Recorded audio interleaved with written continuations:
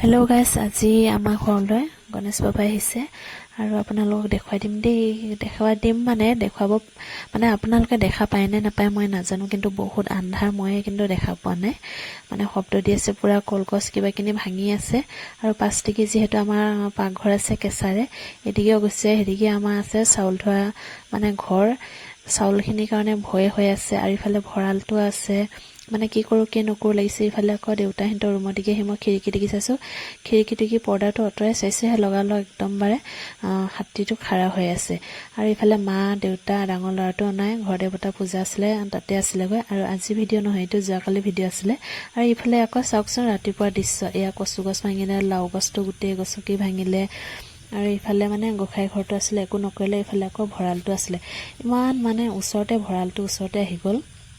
তেওঁ মানে সিহঁতে একো মানে অনিষ্ট নকৰিলে। চাওকচোন এইখিনিতে আছিলে, এয়া ভাঙি চিঙি কৰি আহিছে।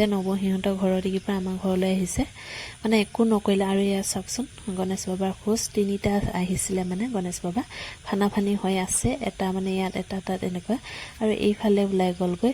আৰু চাওকচোন মানে আমাৰ ঘৰৰ একদম এয়া বেৰা লগতে এইখন খিৰিকীতে মই চাইছিলোঁ, ঘপককৈ দেখা পালোঁ। মানে এনেকুৱা আচৰিত যে ভয় লাগি গ'লগৈ মোৰ। মানে কি কৰোঁ কি নকৰোঁ লাগিছে। চবৰে ভয় লাগিব, হয়নে নহয় বাৰু, আপোনালোকে ক'বচোন।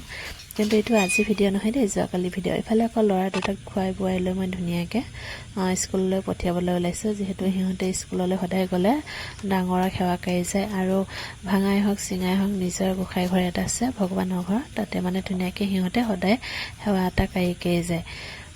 আৰু এতিয়া ল'ৰা দুটাই ধুনীয়াকৈ মানে যাব লৈছে। সৰু ল'ৰাটো মানে অলপ মোচন দেখুৱাই যায় অলপ। আৰু ইফালে আকৌ চোতালখন বহুত লেতেৰা হৈ আছিলে, ধুনীয়াকৈ মই এতিয়া সাৰি ল'লোঁ। আৰু ইফালে আকৌ গাহৰিৰ কাৰণে দানা বনাব লাগে, চোতালৰ সাৰি গৈছোঁ মই।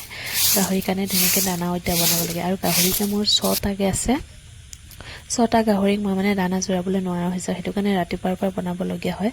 আৰু কিমানখিনি বনালোঁ আপোনালোকক মই দেখুৱাম। ইফালে আকৌ চোতালখন সাৰি আপোনালোকক দেখুৱাইছোঁ। গোটেই মানে বৰষুণ পৰি চেলুৱা ধৰি গৈছে।